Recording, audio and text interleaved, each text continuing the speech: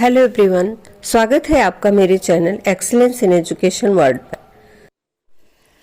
बालक के जीवन में शैक्षिक दृष्टि से संवेगों का महत्वपूर्ण स्थान है। शिक्षा की प्रक्रिया का संबंध व्यक्ति के व्यवहार से होता है और व्यवहार का संबंध संवेगों से होता है। अतः बालक के संवेगात्मक व्यवहार को समझने के लिए संवेगों का अध्ययन जरूर करना चाहिए। संवेगात्मक विकास बालक के शारीरिक, मानसिक और सामाजिक व्यवहार को प्रभावित करते हैं। अभिभावकों तथा शिक्षकों को बालक के संवेगात्मक व्यवहार का अध्ययन करके उनका उचित मार्गनिर्देशन करना चाहिए। श्रेष्ठ संवेग बालक के स्वास्थ्य को अच्छा, मानसिक दृष्टिकोण को उदार तथा सामाजिक संबंधों को मधुर बनाने में सहायता करते हैं।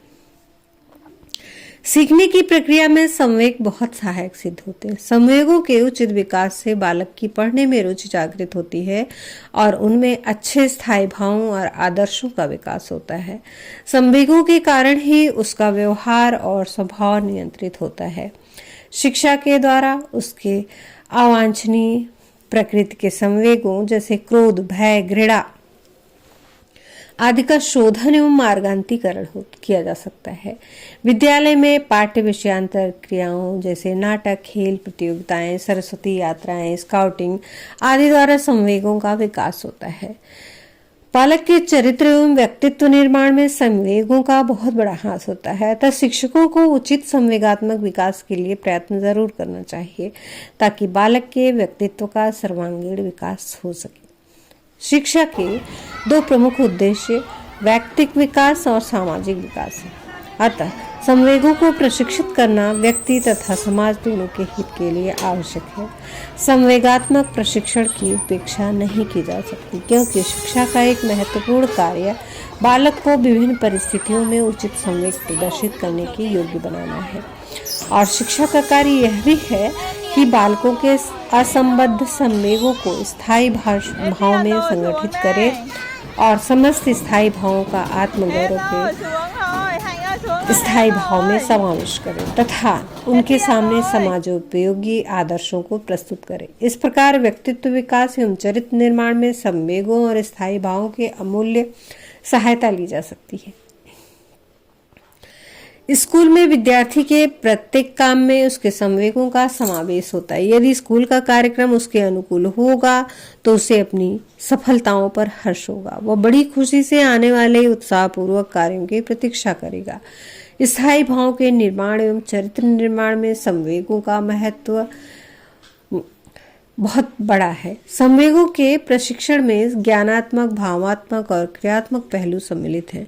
शिक्षक को इन तीनों पहलुओं को ध्यान में रखते हुए उत्तम सौंदर्य बोध उत्पन्न करने के प्रयास करने चाहिए। इस विषय में परिवार का भी महत्वपूर्ण स्थान है। संवेगों के ज्ञानात्मक पहलू का प्रशिक्षण।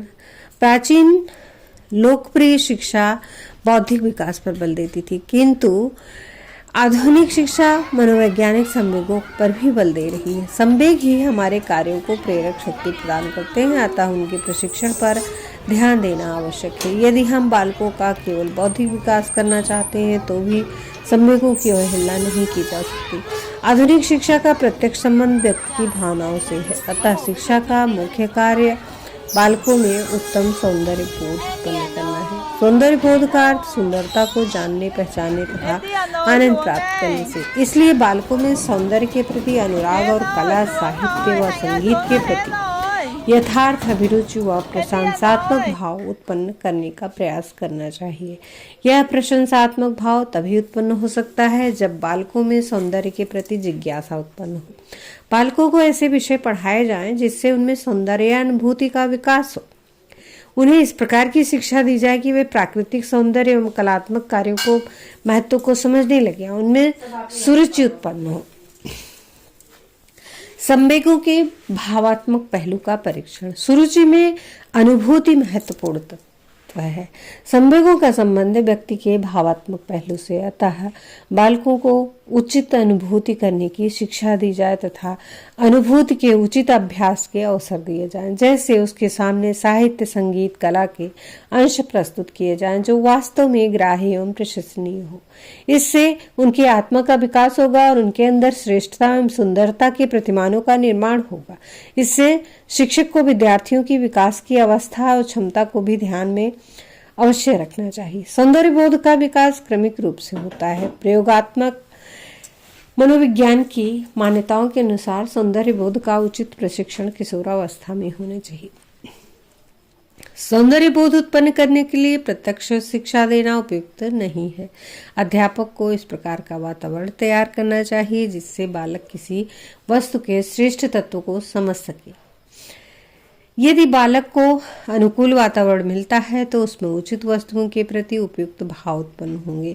वातावरण प्रदान करते समय बालक को यह बताना आवश्यक है कि वह किन वस्तुओं को अच्छा समझे और किन वस्तुओं को बुरा समझे। अभिरुचि के कुछ प्रतिमान होते हैं, परंतु वे प्रतिमान बालक पर यंत्रात्मक न लादे जाएं। अभिरुचि का विकास बिना ज्ञान के नहीं हो सकता, अतः संवेगों के प्रशिक्षण में ज्ञानात्मक पहलू की उपेक्षा नहीं की जा सकती।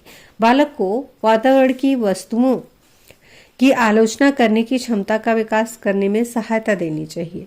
शिक्षक को प्रत्यक्ष निर्देशन न देकर सहानुभूति और सुझाव के माध्यम से भावात्मक प्रवृत्तियों के विकास के लिए प्रयत्न करना चाहिए, किंतु इस संबंध में स्वयं अध्यापक की अभिरुचि बहुत अच्छी होनी चाहिए, अन्यथा उसका बालक पर कोई प्रभाव नहीं पड़ेगा और यह परिवार और समाज का भी कर्तव्य है। संवेगों के क्रियात्मक पहलू का प्रशिक्षण। शिक्षक समाज व परिवार को संवेगों के ज्ञानात्मक और भावात्मक पहलू के अतिरिक्त क्रियात्मक पहलू पर भी ध्यान देना चाहिए। इसके लिए उन्हें कुछ व्यवहारिक और रचनात्मक कार्यों के संपादन का अवसर देना चाहिए जिससे वे अपनी कलात्मक अनुभूति एवं ज्ञान को मूर्त रूप प्रदान कर सकें। निरंतर अभ्यास और क्रिया के द्वारा कलाकार के अंदर विश्लेषण एवं समीक्षा करने की क्षमता उत्पन्न होती है, किंतु यह भी अपनी जगह निश्चित है कि सदैव व्यवहारिक कार्य के अनुशीलन पर आवश्यकता से अधिक बल भी नहीं देना चाहिए, तो कला का विकास न होकर केवल प्रविधि के ज्ञान का विकास होगा, तो वास्तव में अभिरुचि जो कि नहीं है। अगर आपने एक्सीलेंस इन एजुकेशन को सब्सक्राइब नहीं किया है तो प्लीज़ सब्सक्राइब कर लें और साथ ही बेल आइकन प्रेस कर दें जिससे आने वाले वीडियो की नोटिफिकेशन मिलती रहे। और वीडियो को अंत तक ज़रूर देखें और अपने बहुमूल्य सुझाव कमेंट बॉक्स में भी दें। बेल को ऑल पर जरूर करें। वीडियो को लाइक करें, ज़्यादा से ज़्यादा शेयर करें और अपने बहुमूल्य सुझाव कमेंट बॉक्स में अवश्य दें। धन्यवाद। नमस्कार।